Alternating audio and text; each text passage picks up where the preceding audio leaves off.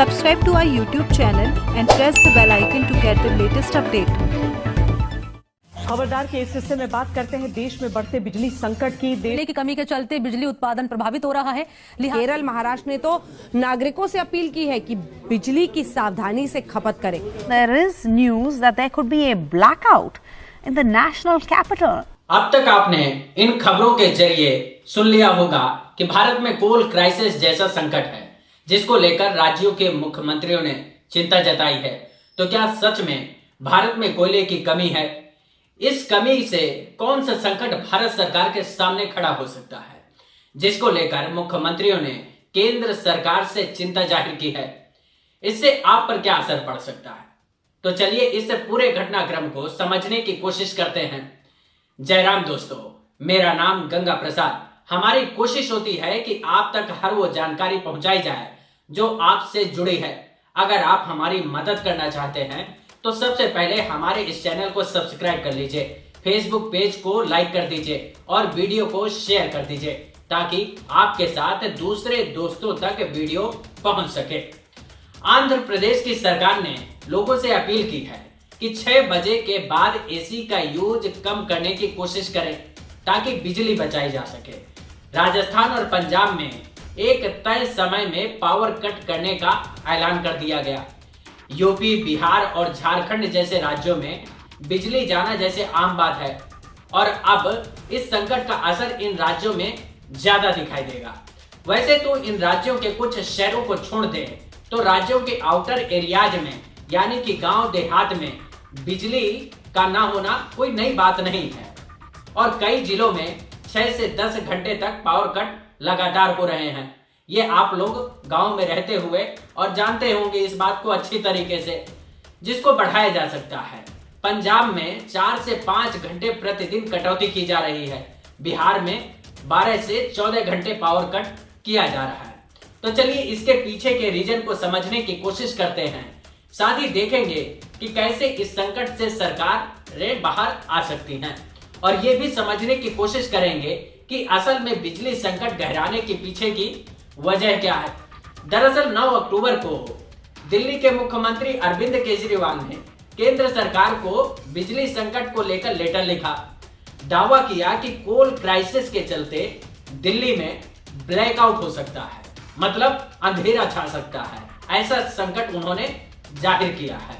चारों तरफ से राज्य सरकारें आपको कह रही हैं, भाई कोल क्राइसिस है, कोल क्राइसिस की वजह से हमारे पावर प्लांट्स पे बिजली उत्पादन पे संकट आ रहा है, तो उसको एक बार स्वीकार तो करिए। आप सिर्फ राज्य सरकारों को झूठा साबित करने की जिद में आप क्राइसिस को स्वीकार नहीं कर रहे हैं।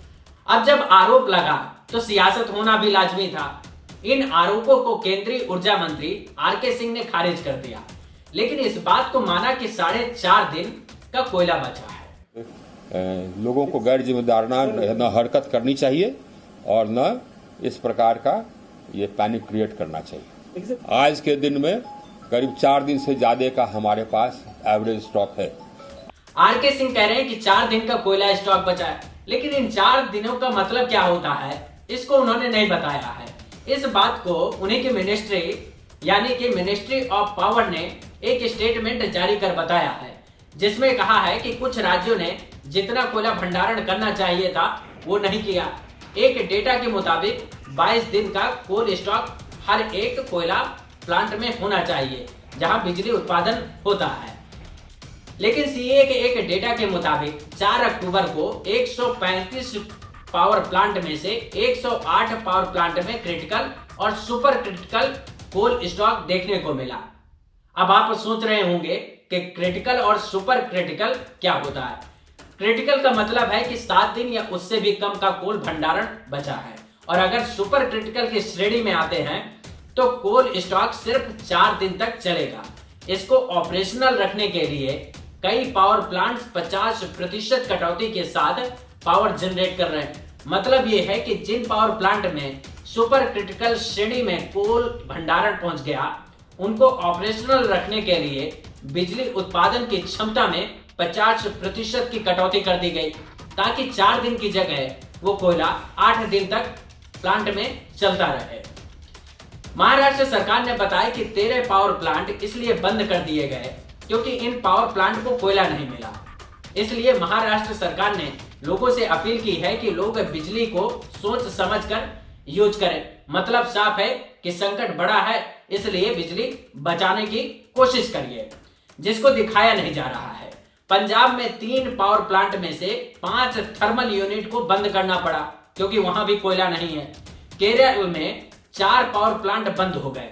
बिजली आपूर्ति नहीं हो पाने से बिहार और झारखंड के साथ यूपी जैसे राज्यों में भी हालात अच्छे नहीं हैं, क्योंकि इन राज्यों के लोग कह रहे हैं कि 7 से 10 घंटे तक हर दिन पावर कट हो रहे हैं। इस बात को बिहार के मुख्यमंत्री नीतीश कुमार ने माना कि राज्य में बिजली संकट है। वहीं योगी आदित्यनाथ ने अपने प्रदेश के अधिकारियों को निर्देश दिया कि शाम 6 बजे से सुबह 7 बजे तक बिजली की आपूर्ति की जाए। मतलब 11 घंटे तक बिजली कटौती करने की छूट सरकार ने दी। बस सरकार ने घुमाकर कान पकड़ लिया। मतलब यूपी सरकार ने ये नहीं कहा कि 10 से 11 घंटे तक बिजली कट सकती है, उसकी जगह पर शाम 6 बजे से सुबह 7 बजे तक बिजली सप्लाई देने की बात कह दी गई। वैसे आने वाले समय में दिल्ली, गुजरात, हरियाणा, राजस्थान में भी पावर कट देखने को मिल सकते हैं। वैसे जब हालात कोयला भंडारण को लेकर क्रिटिकल और सुपर क्रिटिकल की श्रेणी तक पहुंच गए हैं, तब भी आरके सिंह बताने की कोशिश कर रहे हैं कि सब कुछ ठीक है। तो इसका मतलब ये है कि या तो वो खुद झूठ बोल रहे हैं या फिर उनका मंत्रालय झूठ बोलकर लोगों को गुमराह कर रहा है। और अगर हालात ठीक हैं तो फिर 11 अक्टूबर को होम मिनिस्टर अमित शाह ने एक मीटिंग यूनियन पावर मिनिस्टर और यूनियन कोल मिनिस्टर के साथ क्यों की? इसके बाद प्रधानमंत्री मोदी ने कोल मंत्री और ऊर्जा मंत्री के साथ बैठक कर हालातों को समझने की कोशिश क्यों की? इन बैठकों का मतलब साफ है कि कोल संकट जैसे भारत में हालात हैं, तभी बैठकों का दौर चल रहा है। सोचिए, जो सरकार अपनी नीतियों को नाक की लड़ाई बना लेती है, वो सरकार अचानक से बिजली संकट के आरोपों को लेकर बैठक क्यों करने लगी? क्यों सरकार के मंत्री ने कहा कि सरकार कोयला उत्पादन को बढ़ाने का काम कर रही है? जब 4 दिन के स्टॉक के साथ बिजली उत्पादन हो सकता है, तो फिर कोयला उत्पादन बढ़ाने की जरूरत क्यों है? वैसे सरकार जानती है कि बोल कुछ भी दीजिए, लेकिन कोयला संकट अगर दूर तक चला तो ब्लैकआउट जैसे संकट बन सकते हैं। इस पर कोल इंडिया लिमिटेड ने एक और वीडियो जारी कर सफाई देने की कोशिश की है कि देश में किसी तरह का कोई कोल संकट नहीं है। सोचिए, क्रिटिकल और सुपर क्रिटिकल की श्रेणी में हालात पहुंच गए हैं, लेकिन कोल इंडिया लिमिटेड कह रहा है कि कोई संकट नहीं है।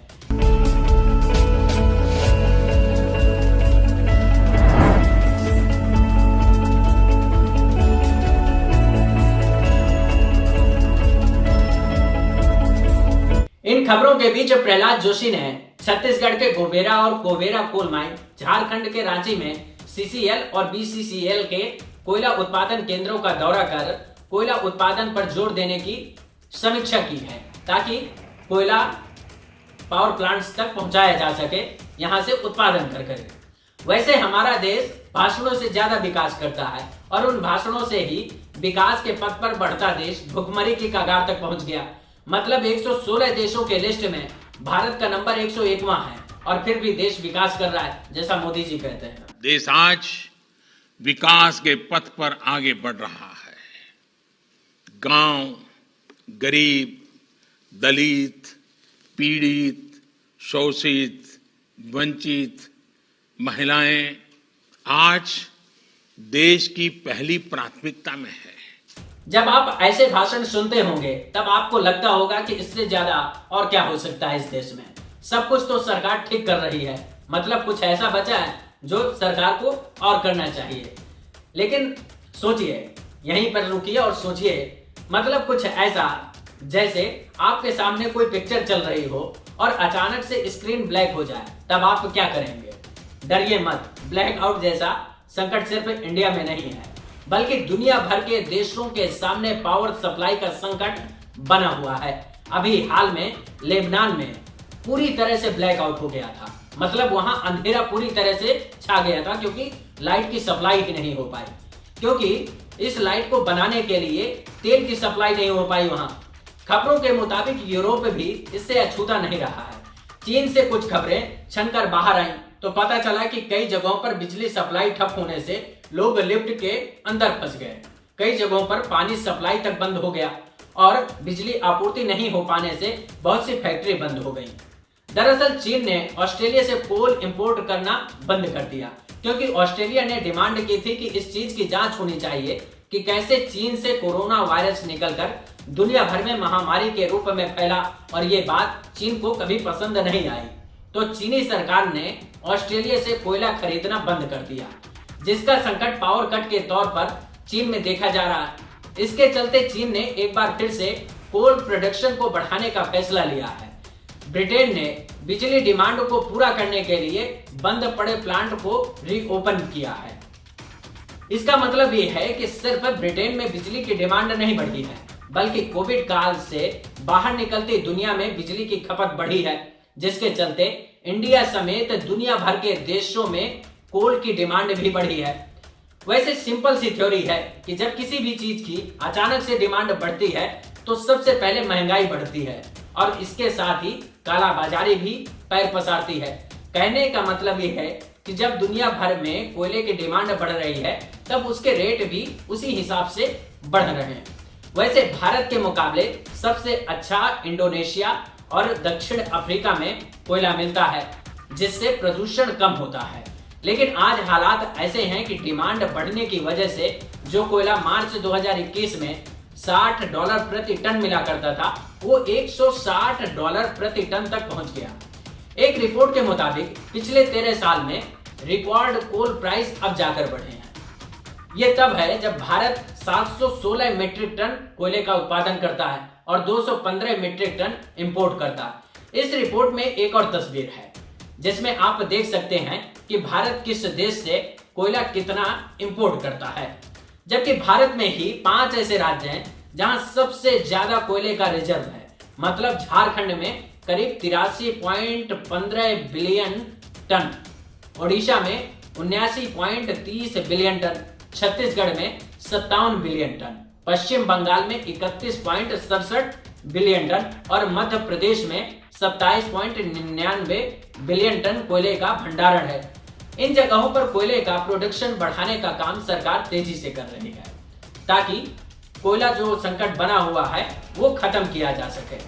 इस प्रोडक्शन को बढ़ाने का मतलब ये भी है कि सरकार चाहती है कि बाहर से जो कोयला हमको मंगाना पड़ता है उसको न खरीदना पड़े, और इस दौर में तो इसलिए भी नहीं क्योंकि कोयले की मांग की वजह से रेट बढ़ गए हैं। इसका मतलब ये भी है कि जितना कम कोयला बाहर से खरीदना पड़ेगा उतना ही सरकार को और बिजली कंपनियों को घाटा कम होगा। वैसे चीन के बाद भारत दुनिया का दूसरा सबसे ज्यादा कोयला उत्पादन करने वाला देश है। इसके साथ ही चीन और भारत इंपोर्ट करने के मामले में भी पहले और दूसरे नंबर पर हैं। अब भारत के पास ऑप्शन क्या है?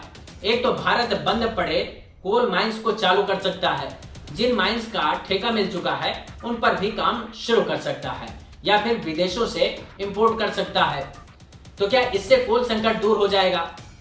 वैसे तो हमारे देश में 80% कोयला बिजली उत्पादन में लगाया जाता है। इसके अलावा 20% दूसरे सेक्टर्स को बेचा जाता है, यानी कि 20% का 24.1% रेजिडेंशियल में खर्च होता है। इंडस्ट्रियल में 42.59% की खपत है, एग्रीकल्चर में 17.67%, कॉमर्शियल में 8.4% और अन्य में 1.52% की खपत होती है। इस सप्लाई को डाइवर्ट कर सरकार बिजली प्लांटों की कमी को दूर करने का प्रयास कर रही है। दरअसल पिछले साल न सिर्फ इंडिया में बल्कि दुनिया भर में कोरोना महामारी के चलते लॉकडाउन होने से सब कुछ बंद था, जिसकी वजह से हर सेक्टर काम करना बंद कर दिया। उसके चलते पावर डिमांड कम हो गई। लेकिन जब 2021 में लॉकडाउन में ढील दी गई और बाजार खुलने शुरू हुए तो फिर से पावर डिमांड बढ़ने लगी। 2021 के पहले 8 महीने में 13.2% की रफ्तार से बिजली की डिमांड बढ़ी है। लेकिन इस डिमांड को पूरा करने के लिए सरकारों के पास कोई एक्शन प्लान नहीं था, ना ही कोई योजना थी। मतलब जब कोरोना काल में बिजली की डिमांड कम थी तब कोयला उत्पादन के साथ बिजली उत्पादन में कटौती तो की गई, लेकिन जब डिमांड बढ़ी तब कोयला संकट की वजह से बिजली उत्पादन को बढ़ाने में मदद नहीं मिल पाई, क्योंकि वहां कोयला रिजर्व भी नहीं था। इससे एक अच्छी खबर यह है कि भारत ने 2022 तक 20 गीगावाट सौर ऊर्जा से बिजली उत्पादन का टारगेट रखा था, जिसको 31 अगस्त 2021 तक पूरा कर लिया। मतलब समय से पहले टारगेट को सरकार ने पा लिया। आज सौर ऊर्जा की मदद से भारत में 44.3 गीगावाट बिजली का उत्पादन हो रहा है। ये भारत के लिए एक अच्छी खबर है, क्योंकि कोयले से निर्भरता को कम करने में मदद कर रहा है। इसके अलावा विंड पावर, सोलर पावर और लार्ज हाइड्रो से बिजली उत्पादन को बढ़ाया जा सकता है। इसके साथ ही lignite, small hydro, gas, bio energy, nuclear और डीजल एनर्जी की मदद से भी भारत में बिजली का उत्पादन होता है। इन सभी प्रयासों से भारत में कोयले से बनने वाली बिजली पर निर्भरता को कम कर सकते हैं। साथ ही कोयले से होने वाले प्रदूषण को भी रोक सकते हैं। जिस तरह भारत सरकार ने कदम उठाए हैं, उससे एक बात तो समझ में आती है कि भारत सरकार कोयले पर निर्भरता को कम करना चाहती है। लेकिन आज के हालातों से निकलने के लिए सरकार को कोयले की डिमांड को पूरा करना होगा, ताकि पावर प्लांट अपनी क्षमता के साथ बिजली का उत्पादन कर सकें और ब्लैकआउट जैसे संकट से लोगों को बचा सकें। इस वीडियो में इतना ही, लेकिन वीडियो को लाइक करना, चैनल को सब्सक्राइब करना और कमेंट करना मत भूलिएगा। अगर हमको आपकी जानकारी अच्छी लगेगी तो हम उन लोगों तक पहुंचाने के लिए इस कमेंट को क्या करेंगे कि पिन कर देंगे, ताकि और लोग उसे पढ़ सकें और अपनी जानकारी शेयर कर सकें। हमको अच्छा लगेगा कि आप लोग जानकारी अपनी शेयर करें, ताकि और लोगों को ऐसी जानकारी मिलती रहे जो जरूरी है लोगों तक पहुंचना, ताकि देश के बारे में लोगों को अपनी स्थितियां पता हो कि कैसा क्या चल रहा है और सरकारें क्या कर रही हैं।